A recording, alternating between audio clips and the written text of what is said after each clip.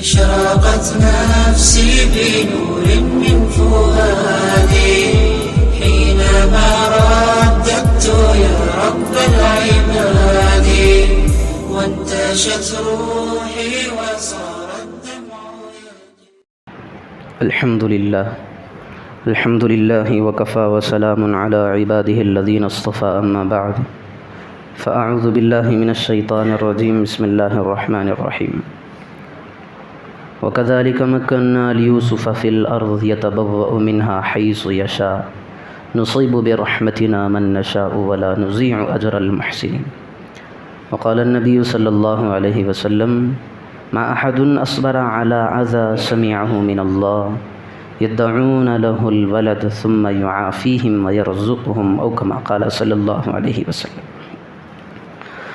محترم دوستو، گزشتہ کل تک حضرت یوسف علیہ السلام کا تذکرہ چل رہا تھا کہ حضرت یوسف علیہ السلام پر بہت سارے حالات آئے، حالات کا سامنا انہیں کرنا پڑا، پھر قید خانے میں بھیج دیا گیا۔ جب قید خانے کے اندر بھیج دیا گیا تو پھر دو چیزیں پیش آئی۔ دو لوگوں نے خواب دیکھا، ایک نوجوان، دو نوجوان تھے، انہوں نے خواب دیکھا تو حضرت یوسف علیہ السلام نے اس کی تعبیر بیان فرمائی۔ پھر آگے چل کر اور ایک خواب کا تذکرہ آتا ہے، بادشاہ خواب دیکھتا ہے، پھر حضرت یوسف علیہ السلام اس کی بھی خواب کی تعبیر بتا دیتے ہیں۔ پھر بادشاہ حکم کرتا ہے کہ یوسف کو میرے سامنے لاؤ، قید خانے سے اسے رہائی دے دو۔ تو حضرت یوسف علیہ السلام قید خانے سے نکلنا ہی نہیں چاہتے، جو قاصد بادشاہ کی طرف سے آتا ہے اسے واپس کر دیتے ہیں۔ جو مجھے یہاں پر قید خانے میں رکھا گیا ہے، بلا وجہ رکھا گیا، پہلے میری براءت کا اظہار کریں، میرے بے گناہی کا وہ لوگ اقرار کریں، اس کے بعد میں باہر نکل کر کے آؤں گا، میں ایسے ہی نہیں آتا۔ پھر وہ بادشاہ کے پاس جاتا ہے، پھر وہ بادشاہ عورتوں کو بلا کر کے پوچھتا ہے یوسف کے بارے میں تمہارا کیا خیال ہے، کیا گمان ہے؟ تو عورتیں کہتے ہیں قلنا حاشا للہ ما علمنا علیہ من سوء، یوسف کو ہم نے باعزت دیکھا ہے، نیکوکاروں میں سے دیکھا ہے، ہم نے کوئی برائی اس میں نہیں دیکھی۔ پھر عزیز مصر کی بیوی اس مرتبہ خود کہہ دیتی ہے کہ میں نے اسے بہت پھسلایا، بہکایا، لیکن وہ پاک دامنوں میں سے ہیں۔ پھر یوسف علیہ السلام کی رہائی کے فیصلے ہوتے ہیں۔ جب خواب کی تعبیر حضرت یوسف علیہ السلام بادشاہ کے سامنے بیان کرتے ہیں تو بہت اچھی لگتی ہے، اور جب بادشاہ سامنے حضرت یوسف علیہ السلام کو دیکھتا ہے، شریف النسل معلوم ہوتے ہیں، سنجیدہ طبیعت، اخلاق نمایاں طور پر معلوم ہوتے ہیں، تو بادشاہ حکم دیتا ہے کہ میرے سامنے انہیں لاؤ۔ حضرت یوسف علیہ السلام کے سامنے اپنی بات رکھتا ہے۔ بادشاہ کہتا ہے انک الیوم لدینا مکین امین، یوسف تم تو آج اب سے ہمارے ساتھ رہو گے، ہماری چیزوں کے نگران رہو گے، جو شاہانہ انتظامات ہیں ان کی دیکھ بھال تم ہی کرو گے۔ لیکن یہاں تک جو سلسلہ چل کر آیا ہے، اللہ رب ذوالجلال اس کے بعد کہتا ہے وَكَذَلِكَ مَكَّنَّا لِيُوسُفَ فِي الْأَرْضِ، ہم نے حضرت یوسف کو ملک کی بادشاہت عطا کر دی۔ يَتَبَوَّأُ مِنْهَا حَيْثُ يَشَاءُ، وہ جہاں چاہے وہاں رہ سکتے ہیں، ملک کے سارے اختیارات اب یوسف کے قبضے کے اندر ہیں، جیسے چاہیں مکانہ تعمیر کر سکتے ہیں۔ ایک وقت تنہائی تھی، قید خانہ تھا، باپ سے جدائی تھی، بہنوں سے بھائیوں سے جدائی تھی، اپنوں سے جدائی تھی، اب حضرت یعقوب علیہ السلام کے آنکھوں کے سامنے رہا کرنے والے اب قید خانے کے اندر پڑے ہوئے تھے، لیکن اللہ رب ذوالجلال نے اس مقام کو ہٹا کر آج کہتا ہے وَكَذَلِكَ مَكَّنَّا لِيُوسُفَ فِي الْأَرْضِ، قید خانی کی صعوبتوں کو برداشت کرنے کے بعد صبر کا مظاہرہ کیا میرے بندے یوسف نے۔ آج میں نے یہ مقام دیا ہے کہ تنہائی ایک طرف تھی، آج میں یہ اختیار دے رہا ہوں جہاں چاہے اپنا جس طرح چاہے تصرف کرے۔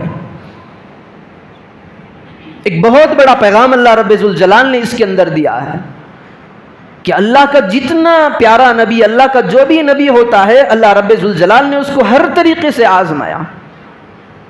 قرآن نے سورہ انشراح کے اندر فرمایا ہے، قرآن کے اندر اللہ رب ذوالجلال نے ان مع العسر یسرا دو مرتبہ کہا ہے۔ مصیبت جب آتی ہے ساتھ میں وہ آسانی کو لاتی ہے. کبھی ایسا ہوتا ہے کہ فوراً مشکل کے ساتھ ساتھ ہی آسانی آتی ہے، کبھی ایسا ہوتا ہے کہ مشکل ختم ہونے کے بعد آسانی آتی ہے. اب مشکل کے ساتھ ساتھ آسانی کیسے آئے گی؟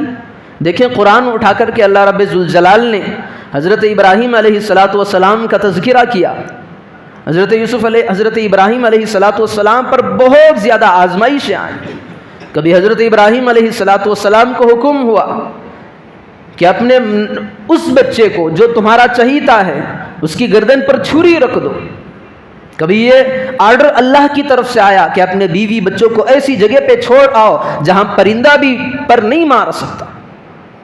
کبھی آگ کی آزمائش ہوئی، کبھی بیٹے پر چھری کی آزمائش ہوئی.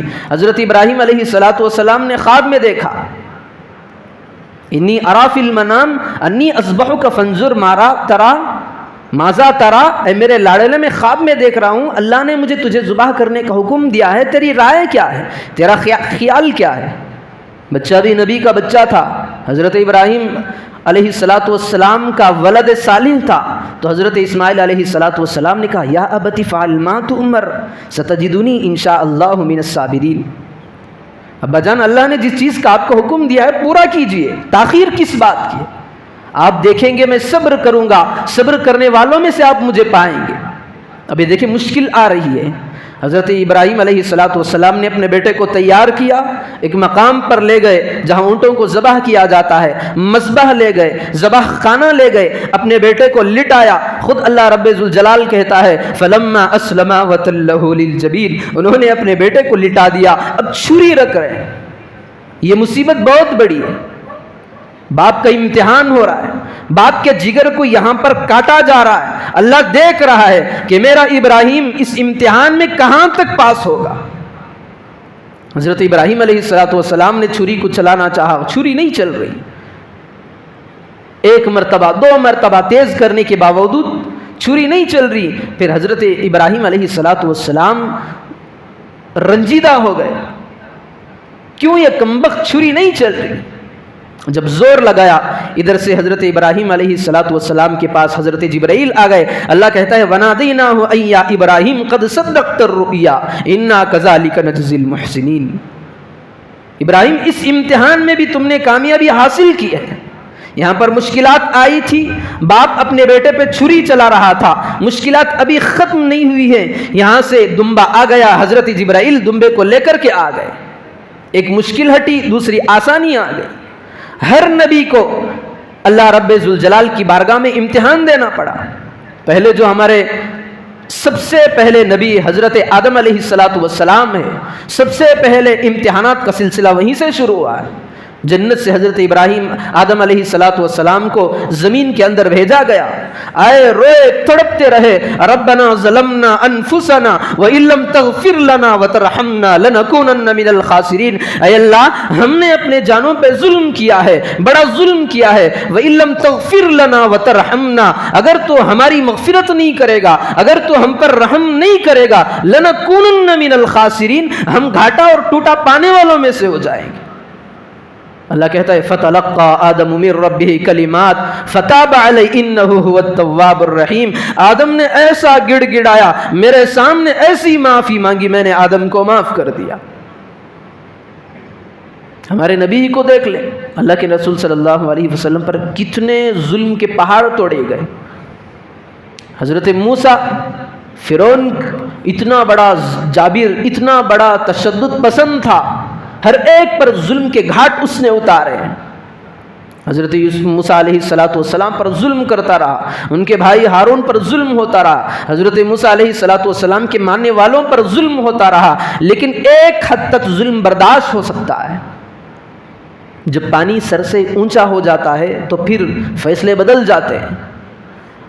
تو اللہ رب ذوالجلال کہتا ہے انتہائی ظلم کی جہاں پر حد ہو گئی تو اللہ رب ذوالجلال کا یہ اعلان ہو گیا وَأَنْجَيْنَا مُوسَى وَمَن مَّعَهُ أَجْمَعِينَ، میں نے موسیٰ کو، میں نے اپنے چہیتے کو، میں نے موسیٰ کے پیروکاروں، متبعین اور ماننے والوں کو بچا لیا۔ پھر فرعون کا انجام کیا ہوا؟ ثُمَّ أَغْرَقْنَا الْآخَرِينَ، پیچھے آنے والا جو سمندر کے اندر سے راستوں کو بنا کر کے موسیٰ علیہ السلام کا پیچھا کر رہا تھا، ہم نے ان کو ساروں کو تباہ و نیست و نابود کر کے رکھ دیا۔ اللہ رب ذوالجلال کا یہی پیغام ہے۔ حالات بندے پر آتے ہیں۔ جب ہم ابھی دنیا میں نہیں آئے تھے اس وقت ہم نے 9 ماہ کا عرصہ ماں کے پیٹ کے اندر بتایا ہے۔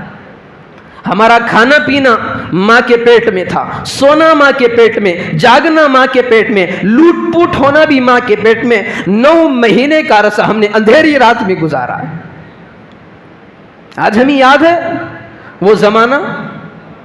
اللہ ہمیں کیوں کھلایا، کیسے ہمیں جگایا، کیسے سلایا۔ بیماری بھی آتی ہے، کوئی بندہ 9 مہینے کے اندر بیمار نہیں ہوتا، لیکن ہم ماں کے پیٹ میں بھی بیماری ہوتے رہے، بیماری ہمارے ساتھ آتی رہی، لیکن نگہبان ہمارا اللہ ہوتا رہا۔ یہ میسج اللہ نے دیا۔ تم ابھی دنیا کے اندر آ کر کے آنکھ نہیں کھولے تھے، میں اندھیری اور تاریک ترین رات کے اندر تمہاری روزی کا انتظام کرتا رہا، تمہارے سہولیات کو، تمہارے چیزوں کو میں فراہم کرتا رہا، تمہارے لیے آسانیاں پیدا کرتا رہا۔ پھر 9 مہینے کے بعد جب مسلسل ماں کا پیٹ کتنا بڑا ہوتا ہے؟ بچے کے لیے ماں کا پیٹ ہی تو دنیا ہے۔ جس طرح ہم چلتے ہیں، ادھر سے ادھر چلتے ہیں، ادھر سے ادھر بھاگتے ہیں، یہاں سے سفروں کے لیے جاتے ہیں، لیکن بچے کے لیے ماں کا پیٹ ہی سب کچھ دنیا ہوتا ہے۔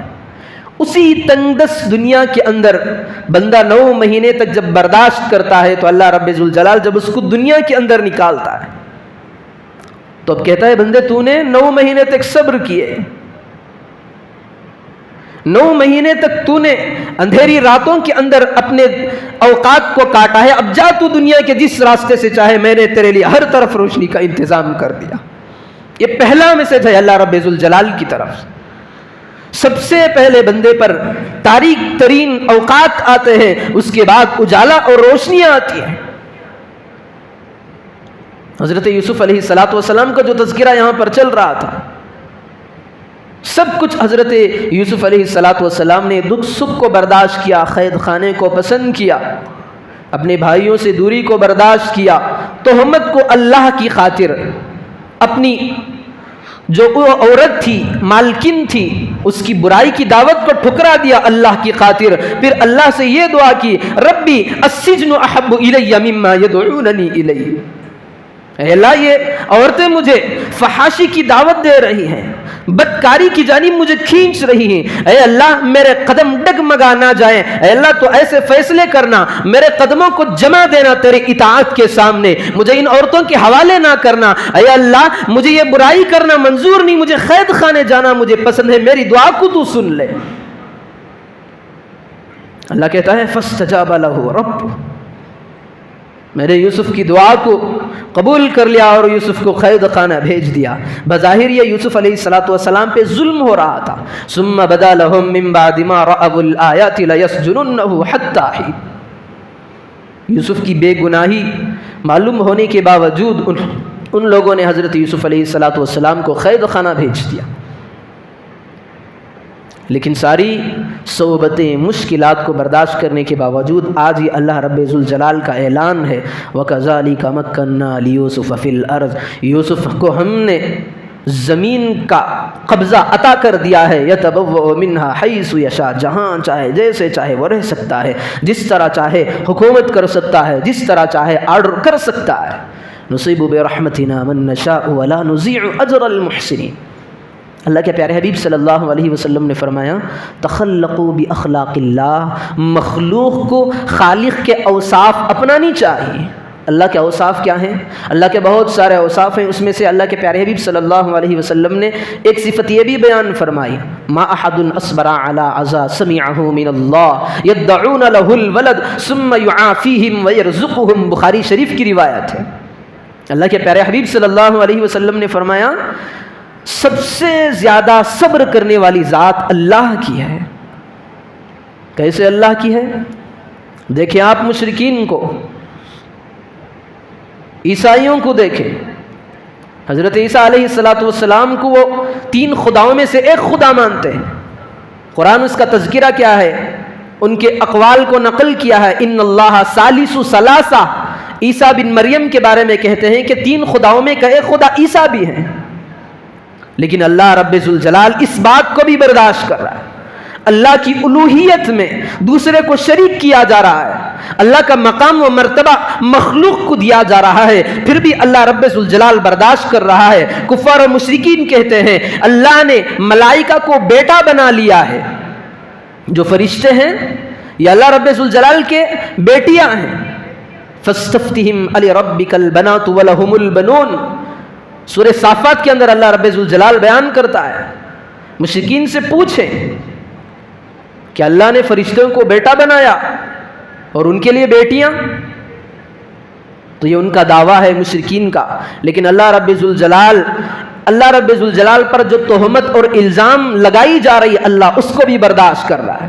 یدعون لہ الولد، اللہ کے پیارے حبیب صلی اللہ علیہ وسلم نے فرمایا دنیا کے لوگ، یہ ناہنجار، یہ بد قسم بد کردار لوگ اللہ رب ذوالجلال کے بارے میں اتنے بڑے بڑے دعوے کرتے ہیں، پھر بھی اللہ کا معاملہ دیکھیں، ثم یعافیہم ویرزقہم، اللہ رب ذوالجلال انہیں روزی بھی دے رہا ہے، ان کے مشکلات کو بھی حل کر رہا ہے۔ سب سے بڑا صبر کرنے والا اللہ کی ذات ہے، اسی لیے اللہ کے پیارے حبیب صلی اللہ علیہ وسلم نے فرمایا تخلقوا باخلاق اللہ، اللہ کے اوصاف کو بندے کو اختیار کرنی چاہیے، رحم کا مادہ ہونا چاہیے۔ ان اللہ غفور الرحیم، بندوں کو معاف کرنے کا طریقہ سیکھ لینا چاہیے اپنے اللہ سے۔ چھوٹے گناہ پہ اللہ معاف کرتا ہے تو ہم کیوں معاف نہیں کریں؟ کوئی آتا ہے چھوٹی غلطی لے کر کے ہمیں اسے دھتکار دیتے ہیں، ہانک دیتے ہیں، بھگا دیتے ہیں، لیکن اللہ رب ذوالجلال کی وہ بادشاہت ہونے کے باوجود بادشاہ ہے، مالک الملک ہے، پھر بھی ایک ندامت والا آنسو بہہ جائے تو اللہ رب ذوالجلال معاف کر دیتا ہے۔ کتابوں میں ایک واقعہ ملتا ہے کہ ایک زمانے کے اندر ایک بہت بڑا بادشاہ تھا، اس دور کے اندر ایک بزرگ تھے، نیک صفت انسان تھے، ہر طرف ان کے چرتے تھے۔ بادشاہ نے سوچا کہ بھائی یہ تو متقی معلوم ہوتا ہے، بڑا نیکوکار معلوم ہوتا ہے، ایسا کروں کہ اسے اپنے محل کے اندر لا کر کے رکھ لوں، وقتاً فوقتاً اس سے رائے مشورہ لیتا رہوں گا۔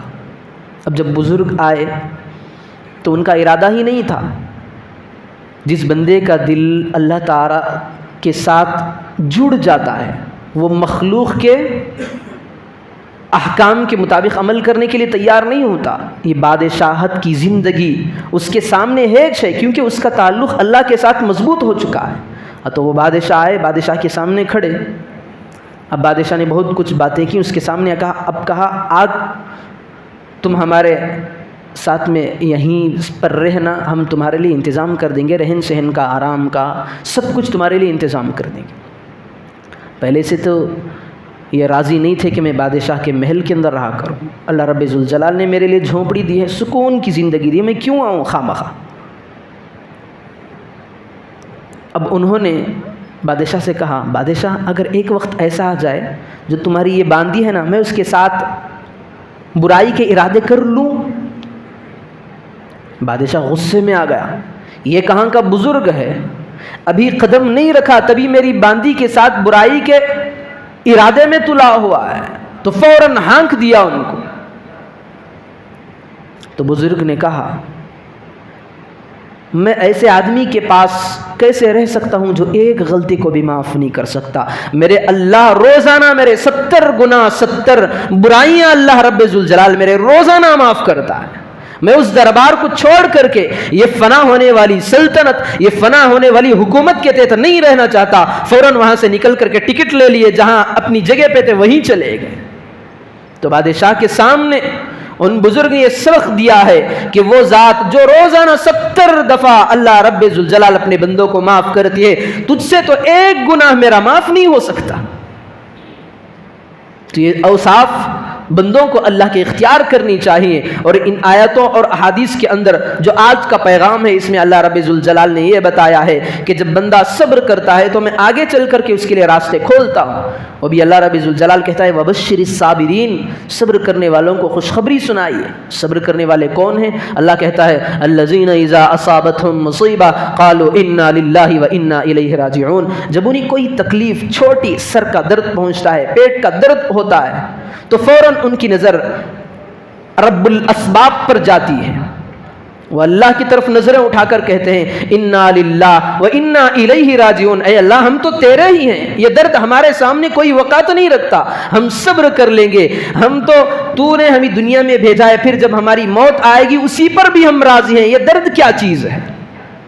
تو اللہ رب ذوالجلال نے بہت اہم پیغام ان آیتوں کے اندر دیا ہے کہ جب بندہ صبر کے دامن کو تھامے رکھتا ہے تو اللہ رب ذوالجلال آگے اس کے لیے راستوں کو فراہم کر دیتے ہیں، ایسے طریقے سے بندے کو آسانیاں پیدا فرماتے ہیں، بندے کا وہاں تک گمان بھی نہیں پہنچ پاتا۔